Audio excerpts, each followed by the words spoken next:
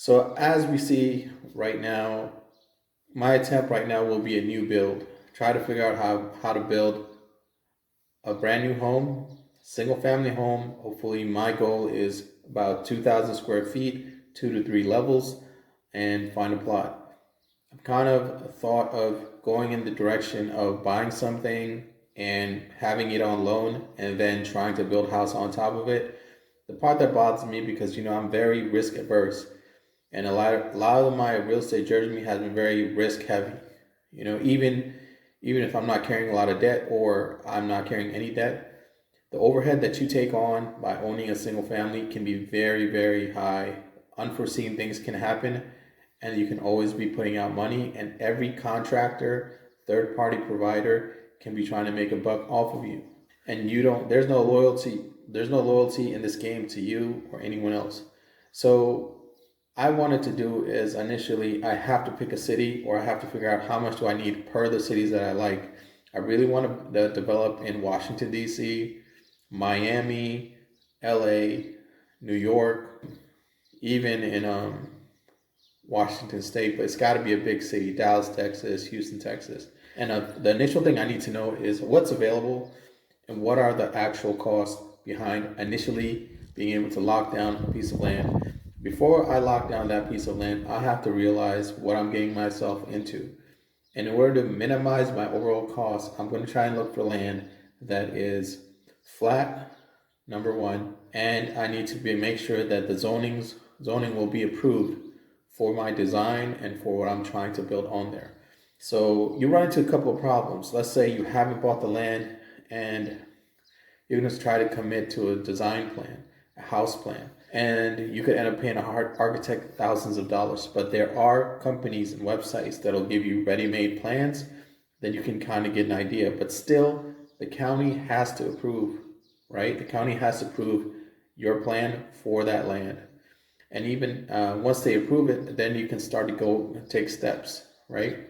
Take steps. So the first thing I'm thinking of is when I lock down that piece of land, first land, I have to just buy it outright. I don't want to put a monthly on that land, but I'm still looking at people who give loans on land and how that works out and what that would cost me monthly and kind of project it over a year to 2 years, because I think I can definitely get this house done 2 years tops, right? This is like a worst case. I know everyone's like, y'all seen the flipping houses shows and they knock out stuff in like 6 months, 3 to 6 months. But in reality, I've realized that I have to make sure that I leave enough buffer for problems. And as this exercise is going on, I also realized if you're in a big city, a piece of land could go for almost the cost of a small house. So some of these areas are very hilly. So let's say you buy the land, it's 200,000. To demo it and to structurally get it ready for a home is going to cost a whole lot of money because the structure you've built now has become more complicated. So if you build on top of a hill, you get a good deal. Right now, I can see I've seen a property about, you buy it, it's about 4 acres, 700,000, but it's built on a steep hill, right? So can I take on a project like that? I would have to take a massive loan, and everything had to go my way, or it'll start to eat me alive, right? And I still don't know the timelines. I don't have the contractors lined up, and I don't have a project right now that I'm going to be 100% focused on executing in. One of the things I realized that there's a myriad of information that you need, a myriad of investigation that you have to do. And it makes more sense when you make that commitment, you buy the land, and when people are looking at, hey, I need this done on this land, they're more willing to work with you. But if we look at, so let's say I've looked at Virginia. If you look at Virginia and you're looking at a nice property, right? A nice piece of land. There's not much land out there, but when it is, you're looking at 300,000. 300,000 for land, right? In California, you're looking at, found something for 200,000, but 200,000 is an odd piece of land. It's like you walk through it. The drive-through, there's a small drive-through that goes into the back, and there's a spot of land. But really, California, If you're talking about the big cities like LA, San Francisco, you're looking at 300, 400, sometimes even 500 for pieces of land. It's so rare. So you have to think, what's the strategy? Because my initial strategy was I need to build somewhere where I can, if I end up taking a lot of losses on the build, I can still make it up on the sales price. And I want to be at a sales price that's the average sale price could be at 800 or a million or $1.5 million, which gives me room, and it makes it worth it, right? It makes it worth it to take on a development project where it's a lot of work to come in as from zero and develop homes. And then, I don't know how everybody does. I'm still learning how people do it from ground up. I've seen a lot of people online how they'll say that, hey, I got started, and they started building really quickly. Within a year, they're already building like 3-4 homes. And I've seen people who built one home, but it's their personal home, so they're willing to take on heavy losses, right? They're willing to spend 600. I've seen one person spend almost 800, and that was 100 to 200,000 over his development costs. So kind of initial state is still looking for mentorships or allies, people who I can depend on, who I can guide me in the home building process. That's the first step. The second step is to really get down and dirty on these cities and figure out where I want to start. I do have a stronger build in Florida and VA. Baltimore is good, but sometimes you might have the rent to value ratio in Baltimore. It has its spots, but I think I'm still not very sold on it. There's parts of Maryland that might be good, and parts of Virginia is in parts of Baltimore. All these places around that area, there's pockets of where value is still high, but still not the best place, you know?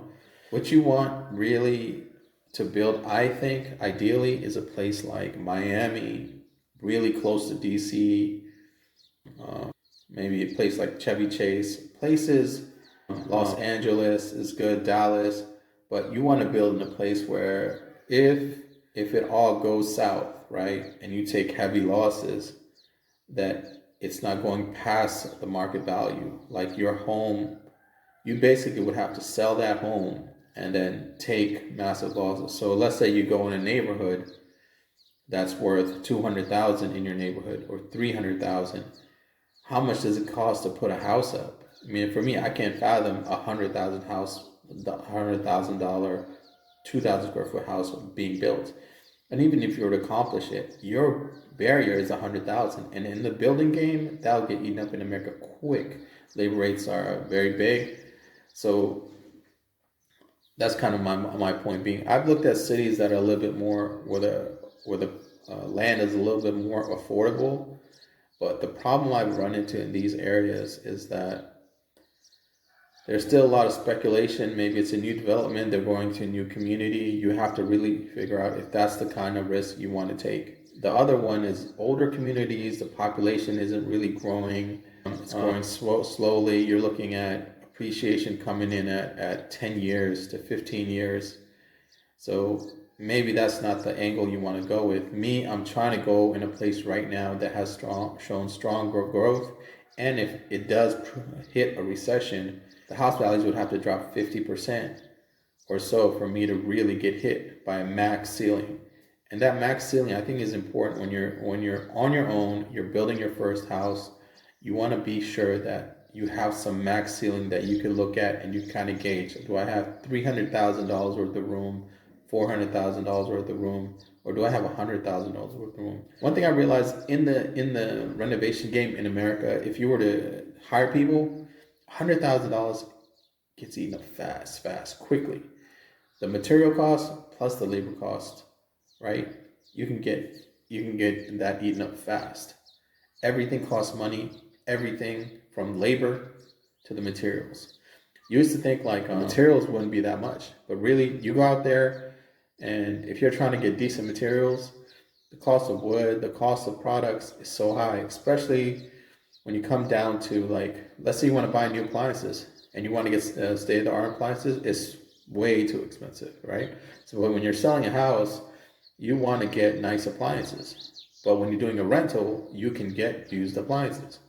This is true in US. We have a lot of nice used appliance stores, and the prices are really good. But if you go to other countries, they might not have that structure. So one thing you got to make sure is appliances. And appliances you can kind of get a deal on, meaning you go through OfferUp or you go through Marketplace, and you can kind of like pick and choose, see what you can get, and kind of stack it up. So one thing about having the basic strategy of like, I want to build a house, I want to buy the land, and I want to get this together, and I want to hire somebody. If you hire that person, you're looking at a 10 to 20% fee for letting them run the whole project. And another thing I'm doing is that I'm figuring out, hey, I contacted them, how much is it going to be to build this house if I hire you? And what are we looking at total, right? What's the total cost to get this thing up? I want some estimate. Now, if that is 200 less than the sales price of the house, that's a move to make. But 200 less after you've paid majority of your housing costs, that 200 is going to be for overages, it's going to be for transaction fees, your holding costs, right? All these other costs that are associated with that. So these are kind of the things that you have to kind of calculate a level of, because the difference with me and everyone else, I'm willing to go to a different city, a different location if the opportunity is right. So the complicated thing about that is that you get into searching so many areas, so many locations. They've got to find, 3 or 4 areas that you're like, okay, and then home down on one area and really see if you can get something for a certain amount of time, then go back to these 3 and see if there's anything new popping up. But you want to set up your searches for land, find all the places that have land, try to contact whatever real estate investment clubs are there, the real estate agents are there, and tell them what you're looking for and your timeline. But I realize now, if I do go in this area, initially right now, I'm kind of focused more on purchase, but I'm going to keep talking to the lenders and then see what kind of favorable structures they have for purchasing land. So you'd be looking at $200,000-$300,000, possible land cost, and then your build cost could be 300 or 500, who knows, right? These are things I'm still sorting out. But initially, this has been the issue initially on building something you're not ready to buy yet. You haven't found the property, and if you do, if you don't pay that thing off cash, you basically start the clock running on whatever your loan is. And if you have a loan, then you got to start moving. You got to be focused on that, and you got to be executing.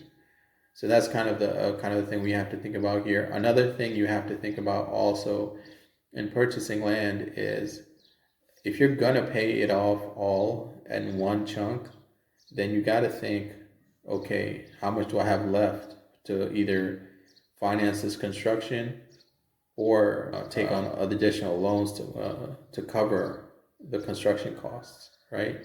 So, but one good thing is you could buy the land and delay. That's one of the best things about being able to buy cash, is that you purchase that land. The only thing you'll be viable for is the taxes on that land. And then you could delay a little bit and take steps, right? Take steps and do your homework, get everything together. But you got to know for sure that's the land you want to go with. One thing about buying stuff, you got to make sure that when you buy that land, that is it. Whatever problem comes with that land underneath that ground, around it, you're going to be stuck with. And if you plop down $200,000 for a piece of land, $100,000 for a piece of land, you're not going to be willing to walk away from it. And land is a lot harder to get rid of than a house. You buy a house, you can probably unload it to wholesaler. But people buying and selling land, I've seen the times that those things sit. And a person like me who's always looking at land, looking at houses, looking at property, looking at real estate, looking at commercial real estate, I can see the properties that sit. And I'm getting the idea of, hey, this is hard. This product is hard to move. That product is still moving. And single family houses, condos, townhouses, those always have a strong ability to move, strong ability to get sold. So that's where I'm in on my land research. I really am getting close to getting more and more concrete numbers down, and then I can finally start to make a decision on what I want to do next. Is it the land purchase, or is it a house purchase, or is it a multi-unit purchase?